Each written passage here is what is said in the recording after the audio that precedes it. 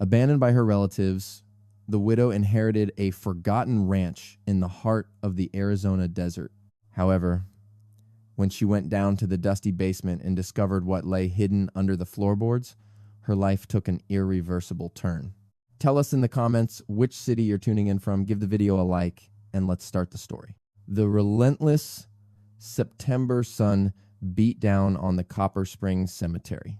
Elena Vargas watched as her husband Miguel's coffin was lowered into the red desert earth.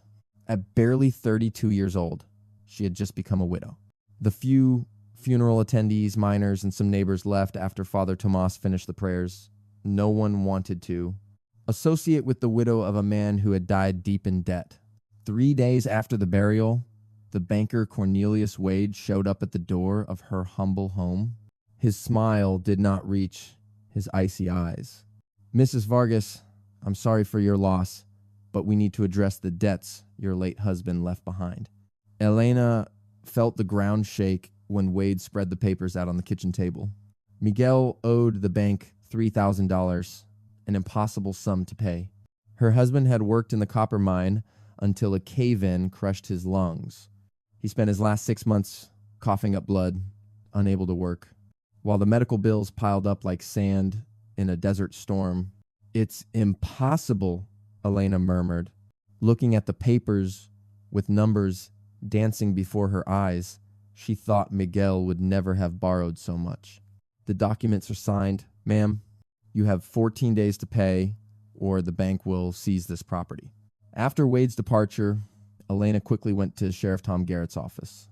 The man did not lift his gaze from his desk at all. "The documents are in order, Mrs. Vargas. I have no choice, but those signatures could be fraudulent.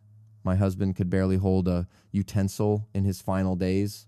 Garrett finally looked at her, his face as rigid as stone. "Wade is a gentleman of good reputation. You, an uneducated widow. Who do you think a judge will believe?" Elena tried to get support from the local lawyer, Maxwell Turner. He received her kindly, but his words were as sharp as daggers. "Mrs. Vargas, if you lack funds for my fees and solid evidence, there is no case. On the other hand, a woman on her own is rarely taken seriously by the courts. It would require the presence of a man, a brother, a father, to intercede on your behalf." "I have no relatives," Elena replied, feeling the weight of her own words. The neighbors who once greeted her now crossed the street to avoid her. At the store, Mrs. Patterson denied her credit. "We cannot risk ourselves with someone in your condition," she stated, without deigning to look at her face. Elena understood the harsh reality in that moment. In that town in 1891, as a widow with no money or relatives, she was invisible, practically non-existent. On the eve of the deadline, Elena sat on the porch of the home she would soon have to leave. The desert wind carried red dust and the smell of creosote. In the distance, coyotes howled. She had exactly $12, the clothes she wore, and a trunk with Miguel's few possessions. Among those items, she found a yellowed envelope she had never seen before. Elena opened the envelope with trembling hands. Inside, she found a letter from Miguel, written in his shaky handwriting and dated just a few days before his death. "Dear Elena, if you are reading this, it means I am already gone. I apologize for never telling you about my Uncle Sebastian's ranch. When he passed away 5 years ago, he left it to me, but it is 2 days' journey to the west in a remote place. I never went because I was working, and besides, Sebastian was a strange man, obsessed with secrets. He claimed there was something valuable hidden there, but I never believed him. Now that I am leaving and you are alone, I think perhaps I should have told you. If things get complicated, go to the ranch. The property titles are in the family Bible under my name. May God protect you, Miguel." Elena quickly went to the trunk and took out the old Vargas family Bible. Among the pages of Genesis, she found a legal document It was the deed to a ranch of approximately 64.8 hectares in the name of Miguel Vargas, inherited from Sebastian Vargas, free of debts and liens. For the first time in several weeks, Elena felt a spark of hope. If Wade wanted her house, he could have it. She had another place to go. At dawn the next day, before the bank could take possession, Elena loaded her few belongings into a rickety cart that she bought with her last dollars. She left the house keys on the kitchen table next to a note that simply said, "They don't owe me anything anymore." The journey westward was brutal. Elena had never traveled alone through the desert. The sun turned the cart into an oven during the day, and at night the cold chilled her to the bone. He traveled through ghost towns that were abandoned during the gold rush, their wooden structures worn down by the wind and the passage of time. He crossed riverbeds that were completely dry. In that place where only twisted mesquites thrived, the sounds heard were the creaking of the cartwheels and the constant blowing of the wind. Elena, following the map drawn by Miguel on the back of the letter, turned north onto an almost imperceptible path on the second day. The terrain transformed into something more barren and rugged. The aguaro cactus stood like silent guards. A red-tailed hawk circled in the vast sky. As the sun began to set, coloring the desert in shades of gold and purple, Elena spotted a dark silhouette outlined against the horizon. Her heart skipped a beat. She urged the exhausted horse forward. The ranch emerged like a dream come true. A 2-story adobe house with a red tile roof and surrounded by corrals. Empty spaces were visible, and a windmill stood motionless. The windows were sealed with wooden planks. The front door hung from a single hinge. Dry grass piled up against the walls. The entire surface was covered by a thick layer of red dust. Elena stopped the cart about 46 meters from the house. A total oppressive silence reigned, and not even the birds made a sound in that place. She felt a chill despite the lingering heat from the day. That place had been abandoned for many years. What could have been so important that led Uncle Sebastian to spend his last moments here alone in the middle of the desert? She grabbed the Winchester rifle that Miguel used for hunting, one of the few possessions Wade failed to recover. She got out of the car, and her boots raised light clouds of dust as she headed toward the house. The front door let out a long creak as it opened. Elena entered with the rifle ready, and her heartbeat pounding against her ribs. The interior of the hacienda seemed like a time capsule frozen in abandonment. A reddish dust covered all surfaces, similar to desert snow. The ceiling beams were full of cobwebs, and in the main room, furniture covered with sheets that looked like ghosts was piled up. The place was steeped in an aroma of aged wood and stale air. Elena walked slowly, aiming the rifle at the shadows, as her eyes adjusted to the dim light filtering through the cracks of the sealed windows. To the left, a stone fireplace occupied most of the wall. To the right, a wooden staircase led up into the darkness of the upper floor. As she took a step, the wooden floor creaked under her weight. She stopped and held her breath, but only silence answered her. She was alone, completely alone. Nevertheless, solitude was preferable to the brutality of Copper Springs. Elena placed the rifle on a dusty table and began to inspect methodically. In the kitchen, she found a rusty water pump installed over an iron sink. She pumped vigorously, without hope, until finally a stream of brown water emerged, gradually turning clear. Water. She had water. In the pantry, she found dusty but intact cans of preserves, dried beans in glass jars, and salt kept in a ceramic container. Sebastian had stored supplies as if he knew someone would arrive at some point. She ascended to the upper floor, where 3 small rooms contained cots with mattresses nibbled by rats. In the master bedroom, a cedar wood trunk lay at the foot of the bed. Upon opening it, Elena found wool blankets still in good condition, men's shirts she could alter, and at the bottom, wrapped in a greased cloth, a box of bullets for the Winchester rifle. She grabbed the blankets and went back down as the sun was setting, stretching shadows across the desert. Elena removed the furniture covers, stirring up clouds of dust that made her cough. Beneath them, she discovered a cracked leather sofa, 2 sturdy chairs, and an oak table. It wasn't much, but it was hers. She cleaned a spot near the fireplace and spread out one of the blankets. Elena grabbed the blanket and sat down, placing the rifle across her lap. After Miguel's death, for the first time, she allowed herself to feel something other than fear. Perhaps, just perhaps, she could make it through this situation. Darkness fell like a black curtain. Elena didn't dare make a fire, for she didn't want to reveal that she was there. She ate cold beans straight from the can and drank fresh water from the outdoor well. The desert wind whistled through the empty corrals. She was almost asleep when she heard the distant sound of horse hooves. Elena jumped up, gripping the rifle firmly. The sound grew louder.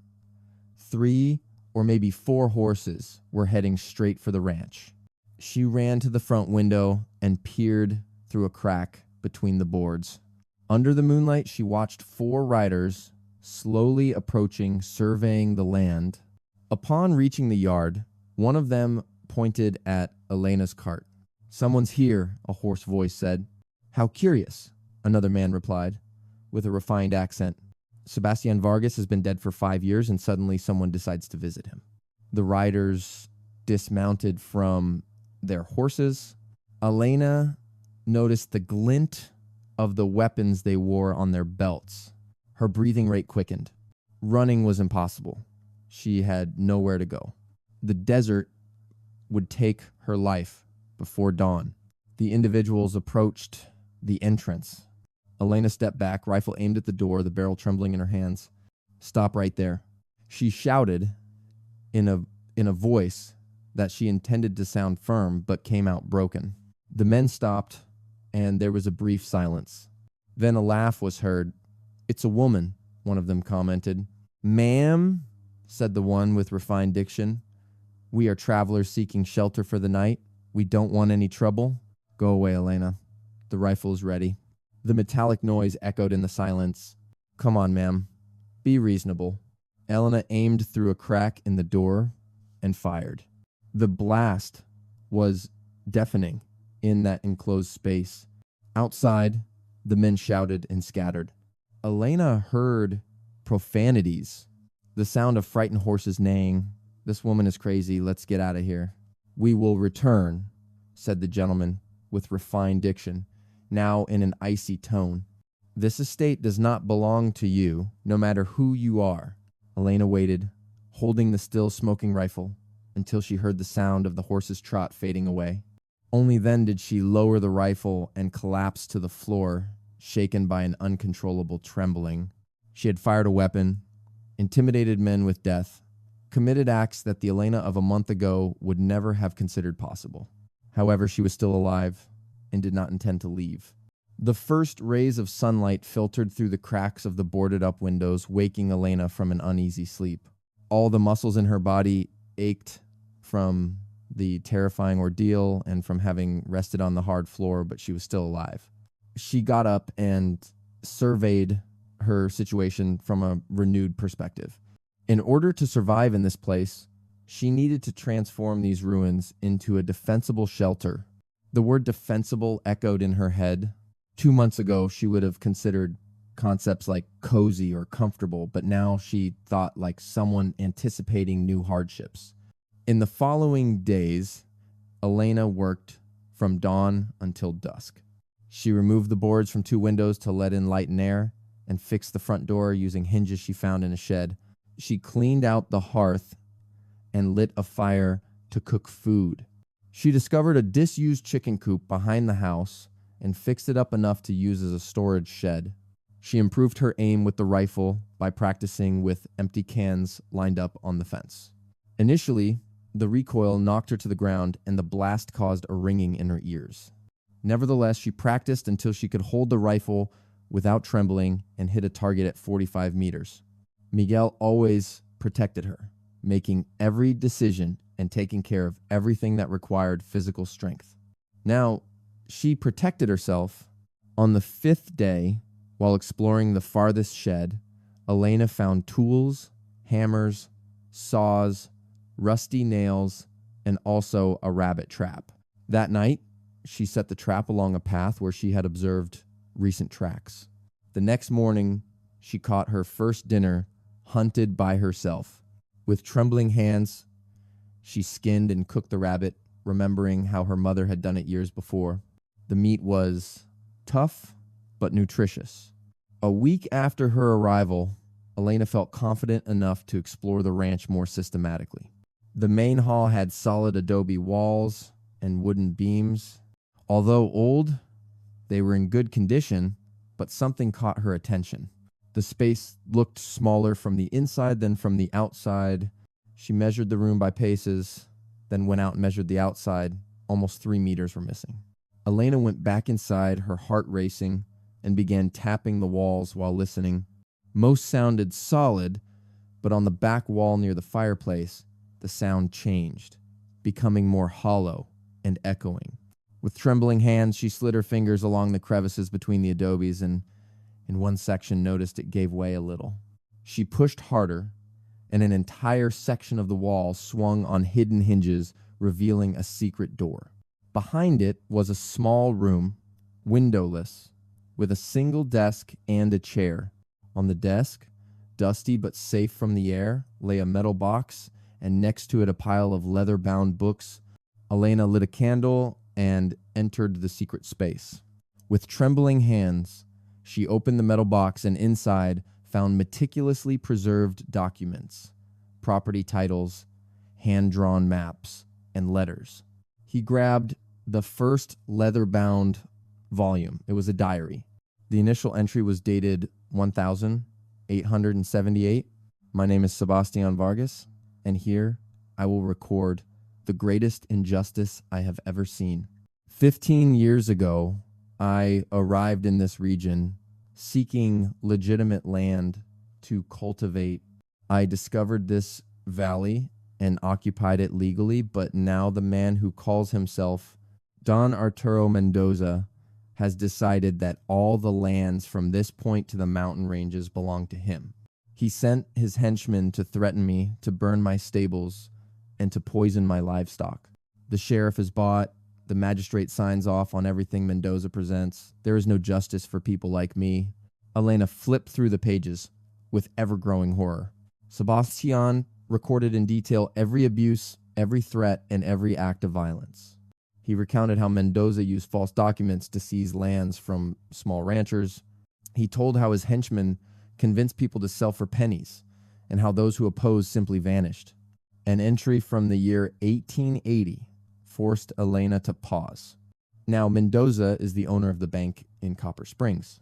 I have heard he uses fraudulent loans to snatch mining claims from the miners.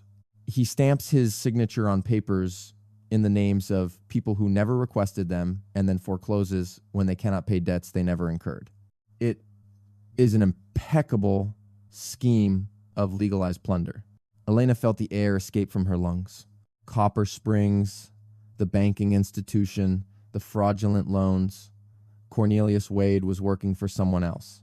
Miguel's debt documents must have been false, just like those Mendoza had used for decades. He continued reading. Each page revealed an even deeper conspiracy. For years, Sebastian had gathered evidence, copies of contradictory documents, victim testimonies, and records of fraudulent property transfers. Everything was meticulously documented, awaiting someone who knew how to use it. The final entry bore the date 1884. I am sick and aware that my time is running out. Mendoza thinks I have escaped or died. Let him keep believing that. I have hidden all the evidence where he will never find it. Under the center of the fireplace lies the complete file of his crimes. If anyone finds this someday, let them know that Arturo Mendoza is a thief and a murderer. To my knowledge, he has ruined 50 families, and no one has stopped him. May God absolve me for my cowardice in not daring to face him. May he send someone with more courage. Elena closed the notebook with trembling hands. Beneath the center of the fireplace, she returned to the main hall and knelt before the hearth. The fireplace was made of large stone slabs. She began to hit them to check if any gave way. The third slab, the middle one, the heart, moved when she pushed hard and managed to lift it. Grunting with effort, she dragged it to one side. Below was a cavity dug in the earth, and inside it were 3 metal chests sealed with wax. Elena was about to open them when she heard a noise that chilled her blood. Men's voices outside, many men. She left the chests in place and rushed to the window. Her heart stopped beating. 6 horsemen approached the ranch, and the one leading the group rode a splendid black horse. He wore an outfit that was surely worth more than the entire ranch. Without a doubt, it was Don Arturo Mendoza. Elena hurried to the Winchester and loaded it with trembling hands. And she positioned herself behind the window. Outside, the horsemen stopped, forming a semicircle in front of the house. Mendoza dismounted with the elegance of one accustomed to the world bowing before him. He was about 60 years old, gray hair combed back, a meticulously groomed mustache, and dark eyes as cold as flint. He wore a black suit with a silk vest and an ivory-handled revolver on his belt, more as an ornament than a tool. "Ma'am," he said in a soft, polite, and deadly tone, "I know you're in there. I wish to speak with you in a civilized manner." Elena remained silent. Her mind raced. If she shot first, the other 5 would kill her. If she did nothing, they would enter anyway. "I have been informed that a woman has settled in the ranch of my old friend Sebastian." "Vargas," continued Mendoza, "what a curious coincidence. Look, this ranch should have been transferred to me years ago. Sebastian sold it to me before he died, but the documents were lost. I simply come to claim what is mine." "Lies!" shouted Elena, unable to contain herself. "This ranch legally belongs to Miguel Vargas, Sebastian's nephew. Now it is mine." Mendoza smiled slightly, though Elena could not see it. She sensed it in the tone of his voice. "Ah, Miguel Vargas, the miner who died owing $3,000 to the Copper Springs Bank. What a tragedy. I imagine you are the widow, ma'am. Elena Vargas, a pleasure. I am Don Arturo Mendoza, and I must inform you that since you cannot pay your husband's debts, you have no legal right to this property either. In fact, you are trespassing on private land. The deeds are in my name, and the debt documents are false." When Mendoza spoke again, there was a moment of silence. His voice no longer showed any attempt at courtesy. "Doña Vargas, by coming here, you have made a very serious mistake, but I offer you a chance. Leave right now, get on that pitiful carriage, and go. Erase from your memory this place, Sebastian Vargas, and the fact that you are here. If you do that, you will remain alive." Elena did not speak, amazed at the certainty in his tone. "I am not leaving," she said. Mendoza snapped his fingers. "Pedro Tomas, close that tunnel." Elena felt bewildered until she heard footsteps circling the house. Then she remembered that the newspaper said there were additional hidden evidence and another hiding place, an underground passage. The footsteps moved toward the back of the ranch, and Elena took the opportunity to move to the rear window. Through that window, she watched 2 men descend through an opening in the floor that she had not seen before. She was hidden among bushes and rocks next to the wind turbine. From inside the tunnel, one of the men shouted, "Boss, down here there are boxes, papers." "Close it," Mendoza ordered coldly. "Use the dynamite." Elena was terrified. If they demolished that tunnel, they would destroy evidence that might be her only way to save herself. Without a moment's hesitation, she rushed to the back door, yanked it open, and shouted, "Stop right there! That is evidence of your crimes." The men turned toward her, astonished to find her there. Elena raised the rifle, aiming, but it was 2 against her, and she was exposed. It was then that she heard a voice that cut through the air like a whip. "Nobody move." From behind the windmill, a rider emerged. He was not alone. 5 other riders appeared from various points surrounding the ranch. All wore silver badges on their jackets, federal marshals. The one who had spoken was a man of approximately 40 years with a sun-bronzed face and blue eyes that observed everything attentively. He carried 2 revolvers on his hip and a Winchester rifle placed diagonally across the saddle. "I am Sheriff William Clayton of the Arizona Territory," he declared. "I possess search warrants for this place linked to investigations for land fraud and homicide." Mendoza regained control of himself with astonishing speed. "Sheriff Clayton, what a surprise. I had no knowledge of any investigation. I only came to claim my land, which is occupied by an intruder." "Your possession?" Clayton dismounted from the horse and headed toward Mendoza with calculated movements. "That is curious, because according to the territory files in Phoenix, this ranch is part of the Vargas legacy. Do you have any document that proves otherwise?" "Of course, my lawyers in Tucson possess all the documentation." "Then you won't mind accompanying me there to review them?" Meanwhile, that woman observed Elena. "Is your name Elena Vargas?" "Yes," replied Elena, keeping the rifle raised. "Widow of Miguel Vargas, who was nephew of Sebastian Vargas. That is correct." "Then, from a legal standpoint, this belongs to her until proven otherwise. Mr. Mendoza, I request that you leave along with your men immediately." Mendoza's jaw tightened, and his gaze settled on Elena with a silent promise of vengeance. Of course, Marshal, I always cooperate with the authorities." He turned to his men and ordered, "We're leaving." Before mounting, Mendoza fixed his eyes on Elena. "Enjoy your small victory, Mrs. Vargas. Widows in these lands don't live long."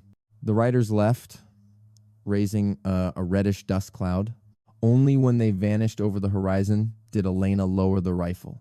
Her legs were trembling, and she had to lean against the doorframe. Clayton approached, keeping his hands visibly away from his pistols. "Are you hurt, Mrs. Vargas?" "No, How did you know you had to come?" "We received an anonymous tip 3 weeks ago. Someone alerted us to evidence hidden at the Vargas ranch related to Arturo Mendoza's crimes. We had been after him for months." Clayton glanced at the tunnel entrance. "What's in there?" Elena swallowed hard, making a decision in the blink of an eye. Either she trusted that man, or she faced Mendoza alone. There was no middle ground. Documents, diaries, evidence of fraud, and land theft over decades. Possible homicide. Clayton's eyes lit up. "I can take a look at it." Elena nodded and led them to the tunnel, which turned out to be deeper than its appearance suggested.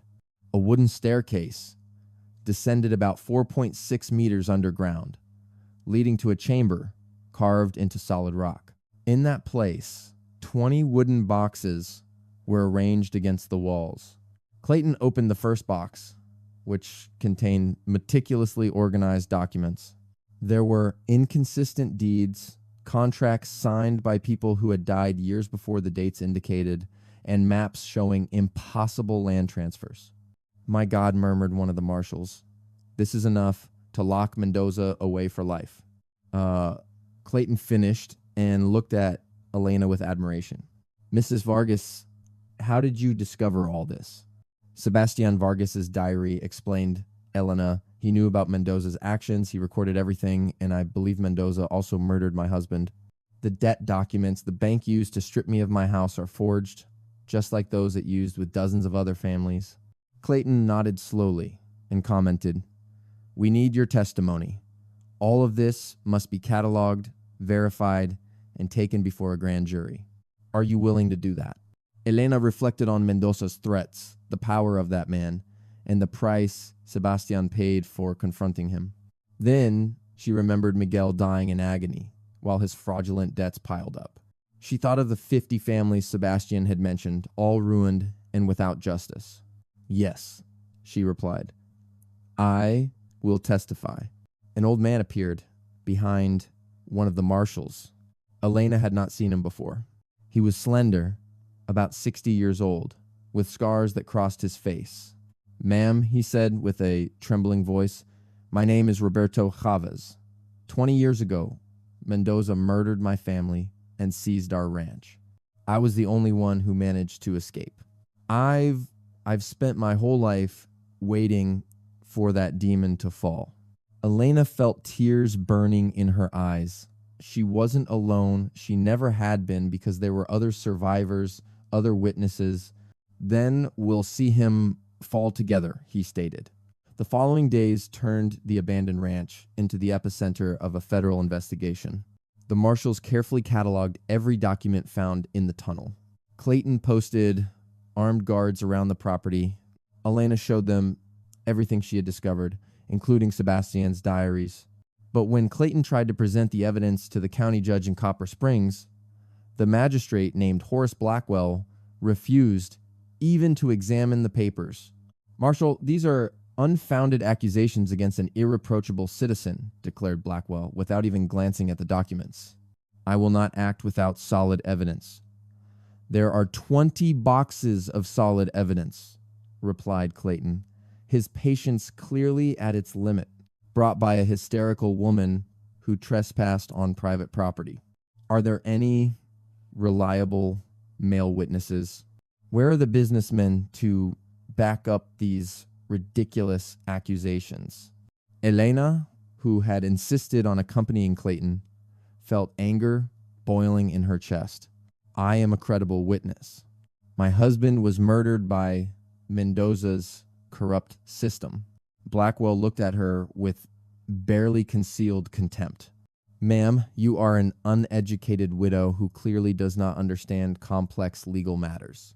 You would need a man, a brother, a father, even a lawyer to speak for you in terms that this court can take seriously." Clayton advanced threateningly toward the judge, but Elena stopped him by placing her hand on his arm. She had witnessed this before. The system had been designed to silence her. Outside the courthouse, Clayton, full of frustration, vented his fury by punching the wall. Blackwell is controlled by Mendoza, as is half of the public employees in this county. "And what about the sheriff?"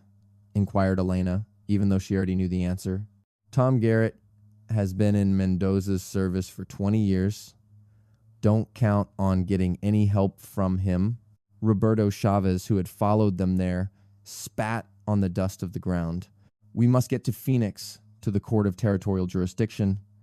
There, Mendoza's influence is less." "The problem," Clayton stated, "lies in that we must protect Mrs. Vargas and the witnesses while we prepare the case." Mendoza would not remain idle, as had been anticipated. That same night, while Elena rested at the ranch under the guard of 2 marshals, she heard gunshots. She rushed to the window and saw flames. Someone had set fire to the shed located further away. The marshals rushed out and a shootout erupted in the darkness of the night. When the situation calmed down, one of the escorts lay wounded with a gunshot wound in the shoulder. The attackers managed to escape. The next day, Elena headed to the town with the intention of getting supplies. All the looks she encountered were of hostility and fear. At the grocery store, Mrs. Patterson refused to serve her. "We don't want to have conflicts with Don Arturo," she murmured. "I beg you to leave." However, not everyone felt fear. When Elena left the warehouse, an elderly woman stopped her on the street. It was Maria Ortega, the town standard bearer. "Señora Vargas," she whispered, "come to my home at dusk. There are individuals who wish to meet you." That night, Clayton accompanied Elena to a modest house in the Mexican part of town. Inside, she came across 15 people, mostly women, some elderly men, all with calloused hands from labor and eyes marked by pain. Maria made the introductions. Carmen Reyes, whose husband had vanished after refusing to sell his mining concession. Josefa Duran, whose family lost their ranch, due to fraudulent documents. Pedro Salazar, who witnessed Mendoza's henchmen burn his parents alive in their own home. We are those whom no one pays attention to, Maria stated. The dispossessed, the Mexicans, those of us without a voice in the courts. However, we know the truth about Mendoza, and we will testify if you give us the chance. Elena felt tears rolling down her cheeks. Testifying is risky. He could have them killed. We're dead anyway, Carmen replied. Dead from hunger, dead from hopelessness. At least this way we'll die fighting. A young man entered the room. He wasn't from the area. He wore a suit and carried a leather briefcase. Senora Vargas, my name is Daniel Torres, and I am an attorney from Phoenix. I have dedicated myself to investigating Mendoza for several years. Upon hearing that someone had finally found authentic evidence, I took the first train here. Why? Inquired Elena. What do you gain from this? Torres fixed his gaze on her eyes. 10 years ago, Mendoza destroyed my father. He falsely accused him of theft, bribed witnesses, and ruined his name. Before the trial, my father took his own life by hanging.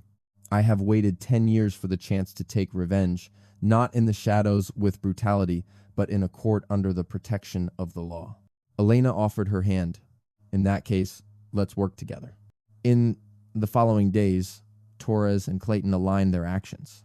Torres filed an official request with the Territorial Court of Phoenix, arguing that Blackwell was biased.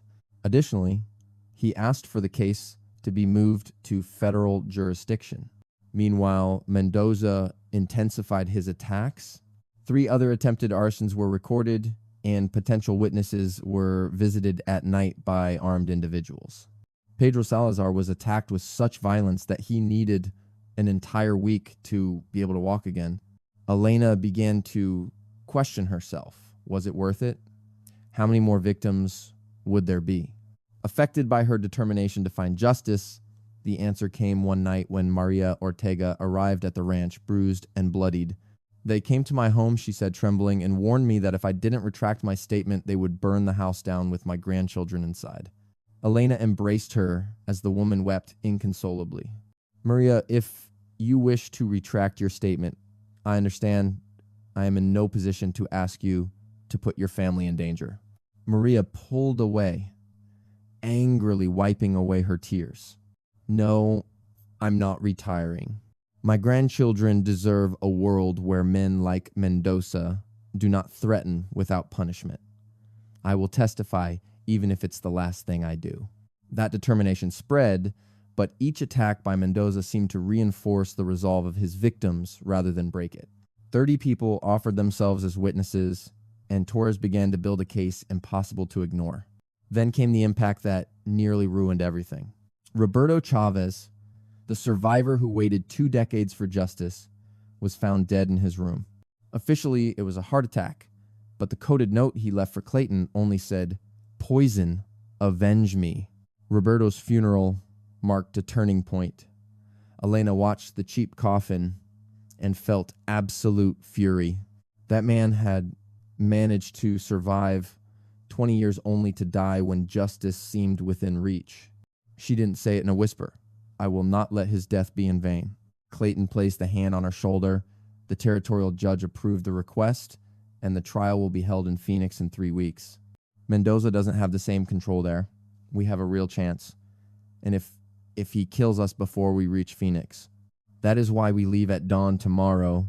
You, me, Torres, and the main witnesses will travel fast with armed escort.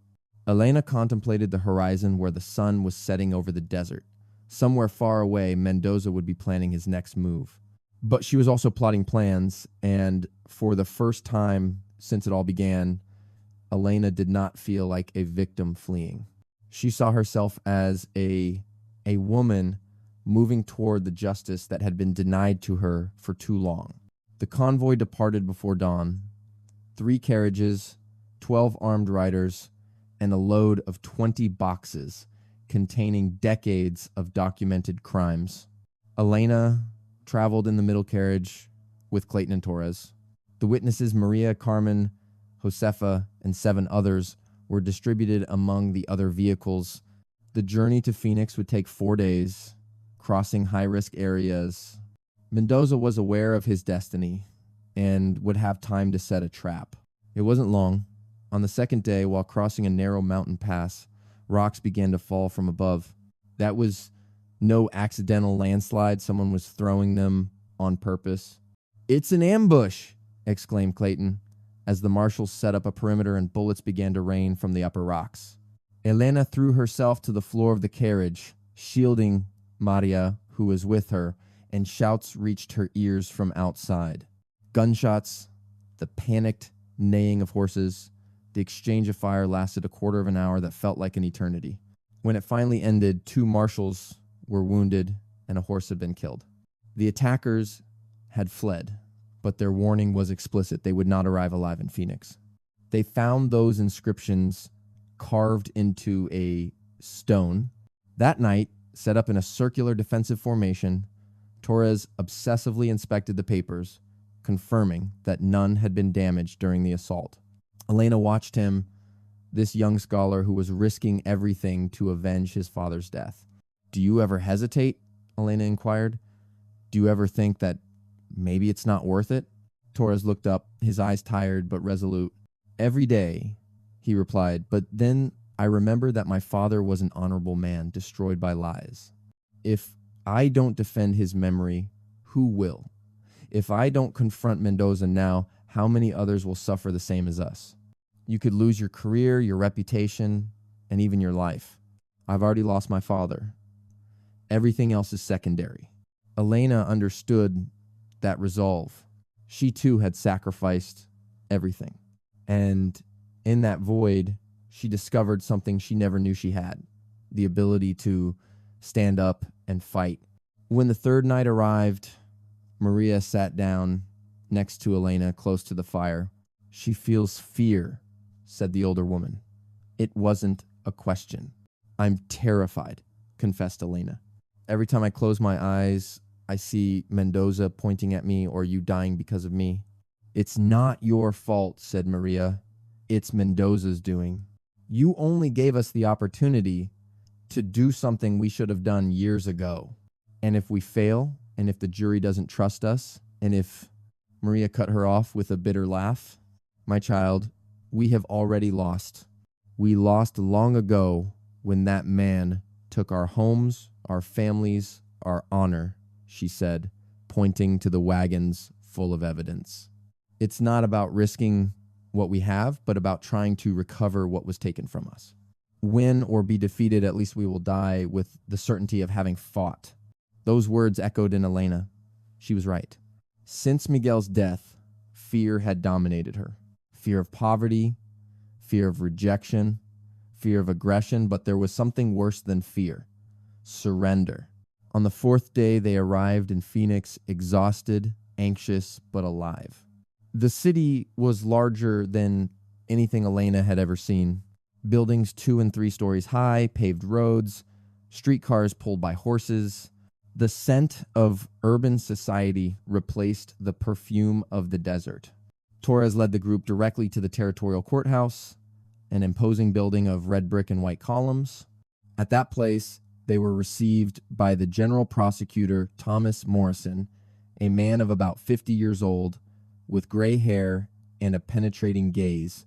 Marshal Clayton, Mr. Torres. Morrison carefully observed Elena and the rest of the witnesses. "So these are the brave witnesses I've heard so much about." Over the course of the following 2 weeks, Morrison and Torres worked meticulously on preparing the case. Elena received training for her testimony. They taught her how to stand, to speak clearly, and not to be intimidated during cross-examination. Torres explained that Mendoza's lawyer would try to discredit her. He will claim she is a simple woman who doesn't understand complicated legal documents, that she acts out of greed and not justice, that she is hysterical and emotionally unstable. "Because I am a woman," interrupted Elena. "Exactly. But you have something they can't dispute: the truth, and you have the documents to back it up." The night before the trial, Elena couldn't fall asleep. She stood by the window of her hotel room, gazing at the lights of Phoenix.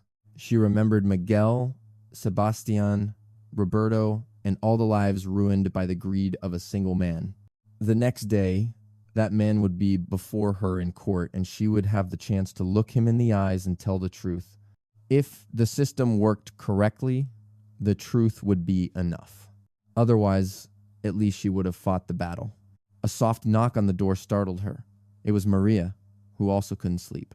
"Ready for tomorrow?" asked the older woman. "No," confessed Elena, "but I will do it anyway." Maria smiled and said, "That's how courage is defined, my daughter. It is not the absence of fear, but feeling it and still acting."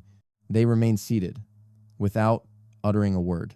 Two women who had lost everything and at that moment had a chance, perhaps the only opportunity, to salvage something of what had been taken from them. Neither their money, nor their homes, nor even their family. However, maybe, just perhaps, their dignity. And for that reason, Elena decided any danger was worth it. The courtroom was packed. Reporters from 3 regions had traveled to cover the trial, the Mendoza case. It had become an emblem of something greater. The dispute between the corrupt power of the Old West and the new legislation seeking to impose civilization. Elena entered the room, escorted by Clayton, wearing a modest but dignified outfit that Torres had insisted on purchasing for her. He did it not out of compassion, he clarified, but as an investment in the credibility of the process. Unfortunately, the jury members based their judgment on appearances. Mendoza was already in his place at the defense table, surrounded by 3 expensive lawyers from Tucson. He wore a perfectly tailored suit with a carefree posture, as if the whole affair bored him. As Elena passed by him, Mendoza stared at her and gave a slight smile. She held his gaze. Then the judge entered.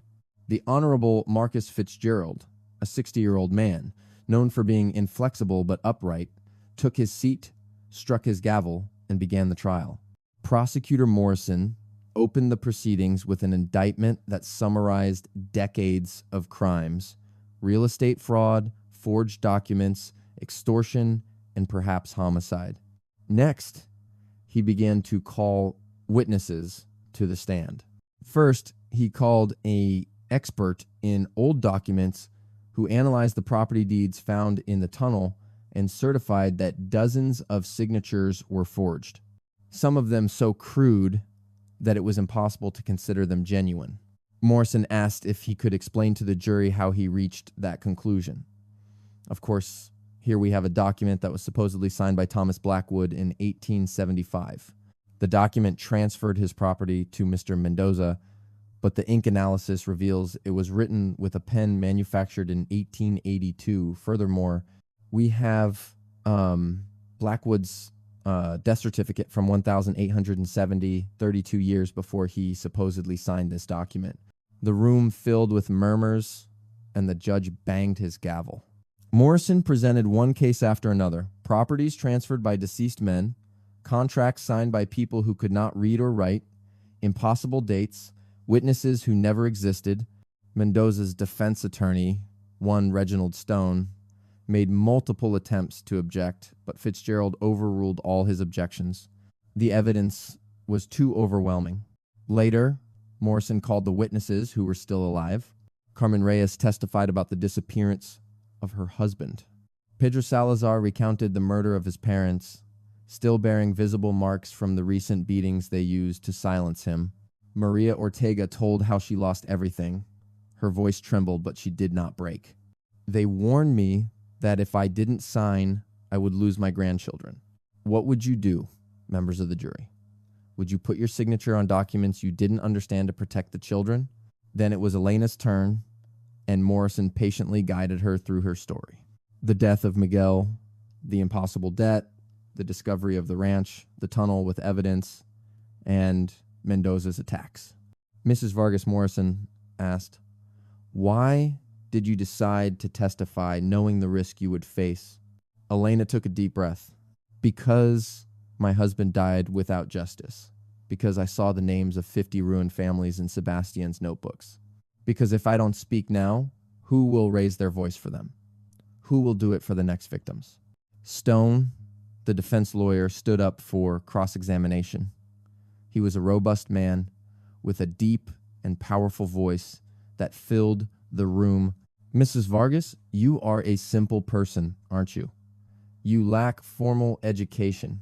Elena replied, I can read and write. However, you lack legal training, don't you? You don't understand the subtleties of complex commercial contracts. I can interpret a document that shows someone signed their name 2 years after they died. Laughter was heard in the gallery. The judge banged the gavel, although Elena glimpsed a hint of amusement in his eyes. Stone changed his strategy. Is it not true that you entered someone else's property without authorization?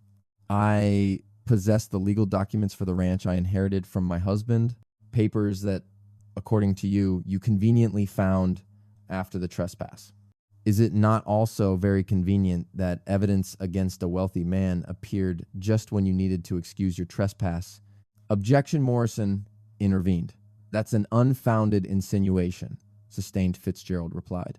Stone pressed even harder. Mrs. Vargas, is it not true that you felt aversion towards your husband, that you celebrated his death and considered it an opportunity to make money? Elena felt as if she had been slapped. Her eyes burned with tears of rage. I loved my husband. His death devastated me. How dare you say that? Didn't you forge those documents together with this ambitious lawyer? He pointed at Torres. That lawyer seeks notoriety by harassing successful people. Objection! Defamation without evidence, exclaimed Morrison. Mr. Stone, your objection is sustained. If you persist in this attitude, I will charge you with contempt. Nevertheless, Stone had already sown uncertainty. Elena noticed that doubt reflected on the faces of several jury members. Morrison stood up again to ask questions. Mrs. Vargas, just a simple question. Each of your statements today has been truthful. Yes, Elena answered, fixing her gaze on the jury. Every word is true. Have you fraudulently altered any document? No. Her only intention is to obtain justice for her husband and for the other victims of Mendoza. That is correct, said Morrison, addressing the jury. Ladies and gentlemen, before you is a woman who has lost everything. Her husband, her home, her security, a woman whom society demands to remain silent and resign herself to her fate. Instead, she chose to be here, risking her life to tell the truth. That, ladies and gentlemen, is called courage, and she deserves to be heard. The decisive moment came when Morrison presented his ultimate evidence. The complete diary of Sebastian Vargas, verified by experts page by page, in which specific crimes are detailed with dates, identities, and locations. However, Stone had an ace up his sleeve. He argued that that diary could have been written by anyone. There is no way to confirm that Sebastian Vargas was the true author. We only have the statement of a desperate widow against that of an honorable citizen. At that moment, Marshal Clayton stood up. Your Honor, I have an additional witness who was not on the initial list. He arrived this morning from California. I request permission to have him appear, and Fitzgerald, though frowning, gave his consent. The door of the courtroom opened, and an elderly man of about 70 years entered, leaning on his cane. Elena could not identify him. Clayton led him to the stand and said, Sir, please state your name for the record. Francisco Vargas, the man replied, in a clear and confident voice. Elena exclaimed, surprised, Vargas? Are you related to Sebastian? What connection do you have to Sebastian Vargas? Asked Clayton. He was my older brother. A complete silence fell over the courtroom. Clayton asked him, showing him the book, Do you recognize this diary? Francisco took it with trembling hands as tears streamed down his cheeks. "This is Sebastian's handwriting. I would recognize it anywhere. He used to write to me frequently until 1880. Then the letters stopped. I assumed he had died." And turning to Mendoza, he stated, "Now I understand why he stopped writing. He was gathering evidence against this monster." Stone tried to cast doubt on Francisco's testimony, but he possessed correspondence from Sebastian whose handwriting matched exactly that of the diary. He had photographs and family objects, there was no doubt. Morrison presented his final arguments, describing a devastating picture of crimes committed over decades. Stone replied, invoking reasonable doubt, Mendoza's reputation, and the unreliability of testimonies from emotionally disturbed women. The jury members retired to discuss the case. Elena waited on a bench outside the courtroom with Maria by her side. The two women, hands clasped, waited for 3, 4, and 5 hours. When the jury finally returned, it was close to midnight and the courtroom quickly filled up again. Judge Fitzgerald banged his gavel and asked, "Have the jury members reached a verdict?" "Yes, Your Honor." In the case of the Territory versus Arturo Mendoza, with multiple charges of real estate fraud, what is the verdict regarding the defendant? Found guilty on each and every count. The audience in the courtroom reacted with an uproar. Mendoza suddenly stood up, finally breaking his apparent composure. "This is outrageous. Those documents are forged, and that woman is a liar." Fitzgerald banged his gavel several times. "Silence, Mr. Mendoza. Sit down, or you will be removed from the courtroom." However, Mendoza kept shouting until the bailiffs forcibly restrained him. Fitzgerald waited until silence returned. "Arturo Mendoza, this court finds you guilty of 47 counts of fraud, 23 counts of document forgery, and 18 counts of extortion. This case is one of the most serious examples of systematic corruption that this territory has seen. The sentence is life imprisonment without the possibility of parole. All assets and possessions obtained through fraudulent actions will be seized and returned to their rightful owners whenever feasible. Likewise, I order an investigation into the officials who were complicit, such as Judge Blackwell and Sheriff Garrett." He turned his gaze toward Elena. "Mrs. Vargas, for your exceptional courage in bringing this case to light, and as recognition that your property was legally obtained by your deceased husband, I ratify your right of ownership over the Vargas Ranch and all related prerogatives. Let this serve as a reminder that justice, though delayed, ultimately triumphs when there are brave individuals willing to defend it." Elena couldn't hold back her tears. Maria wrapped her arms around her, as did Carmen Josefa and all the witnesses, who joined in a group hug expressing relief, happiness, and catharsis from suffering. They dragged Mendoza out of the courtroom as he uttered threats that no one considered dangerous anymore. Elena looked at the place where he had been sitting and felt, instead of victory, a deep exhaustion. Although she had won, the price had been very high. Torres approached, his eyes also full of tears, and murmured, "We did it. We finally did it." Elena nodded affirmatively. "Your father would be proud, as would yours and your husband. You fought when the whole world urged you to give up, and that is precisely the only thing anyone can do." Outside the courthouse, a large number of people had gathered. The moment Elena came out, there was a brief moment of silence. Then, one person started clapping, another joined in, and soon the entire crowd was applauding, cheering, and many were shedding tears. There were those who had suffered because of Mendoza, the abandoned, the outcasts, who never believed they would live to see justice. Elena raised her hand as a sign of gratitude. Overcome with emotion, she had arrived in this region as a desperate widow fleeing bankruptcy.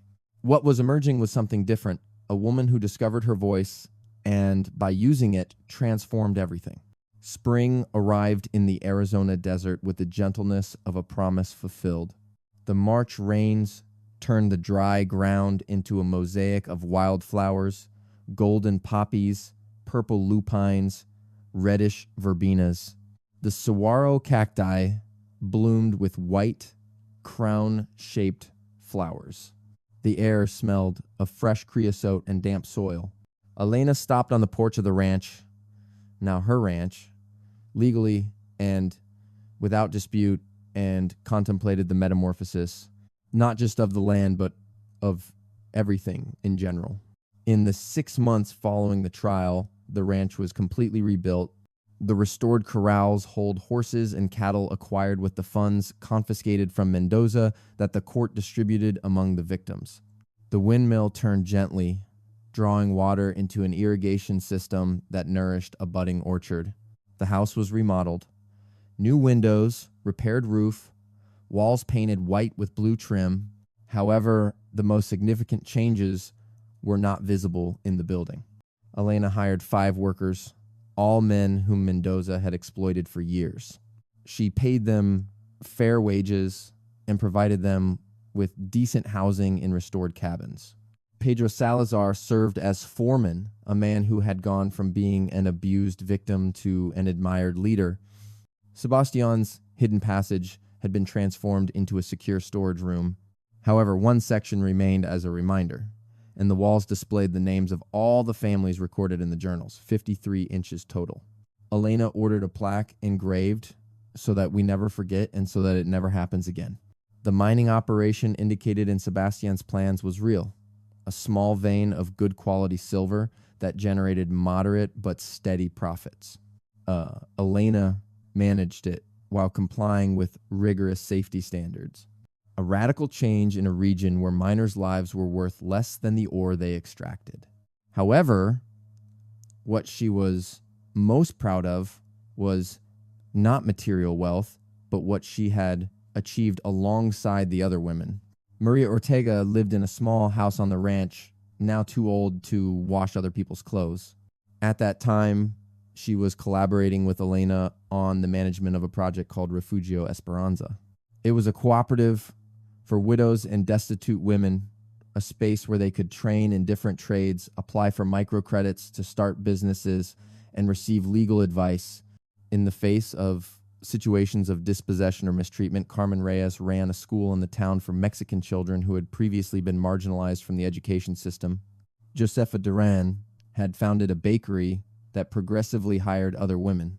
The people affected by Mendoza were recovering while legislation began to change. The Mendoza case forced reforms. The territorial governor ordered a review of all land transfers made over the past 2 decades.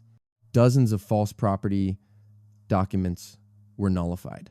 Both Judge Blackwell and Sheriff Garrett were removed from their positions and now face criminal charges. Even more significantly, the territorial legislature enacted new regulations. From then on, women had the right to testify in court without requiring the presence of a male guardian. Those contracts signed by illiterate individuals required the intervention of neutral witnesses. Notarial documents required a stricter verification process. Minor modifications, yes, but they would have saved numerous families if they had been in effect earlier. Elena appeared before the legislature, being the only woman present in a chamber full of men. Her statement was reproduced in newspapers from San Francisco to New York. They called her the Brave Widow of Arizona, a nickname that brought a smile full of irony to her face. She did not consider herself a brave person. She simply felt that she had acted as necessary because no one else was going to do it. Torres used the Mendoza case to build his professional career. Currently, he defended other victims of local corruption, forging a reputation as an impeccable lawyer. From time to time, he visited her. They had coffee on the porch while discussing new legal matters. A friendship had emerged between them, founded on mutual respect. 2 individuals who had turned their suffering into a mission. Clayton was promoted to chief marshal of the territory. His first measure was to hire deputies who represented the diversity of Arizona, Native Mexicans, and also 2 women. If anyone asks the reason for his saying, I tell them the story of Elena Vargas. On the anniversary of Miguel's death, Elena rode a horse to a hill overlooking the desert. There she had installed a modest wooden cross with his name engraved. It was not his grave that was in Copper Springs, but an intimate place where she could talk to him. We did it, my love, she murmured to the wind. Not as we dreamed, not together as it should have been, but your sacrifice was not in vain. The fraudulent debts that separated us are now illegitimate, and future families will enjoy greater protection. Tears flowed. It still caused pain, and perhaps always would, but now the pain was different. It was no longer the paralyzing suffering of a victim, but the purifying pain of one who has transformed tragedy into transformation. She returned to the ranch at dusk. The sun was setting in an explosion of orange and purple tones, painting the desert with fiery hues. In the house, lights were on. Pedro was cooking dinner. Maria was knitting on the porch, and the day laborers were returning from the fields to their homes. She had recovered a home, not the one she lost, but one built with her own hands. It was her calloused hands, her unwavering determination, her firm refusal to let the world discard her. Francisco Vargas, Sebastian's brother, had moved to the ranch. He was the last living link to the site's past, and his stories about Sebastian filled the evenings. Thanks to him, Elena understood more deeply the man who started the battle that she ended. One night, Francisco recounted that Sebastian used to say that a single person cannot transform the system.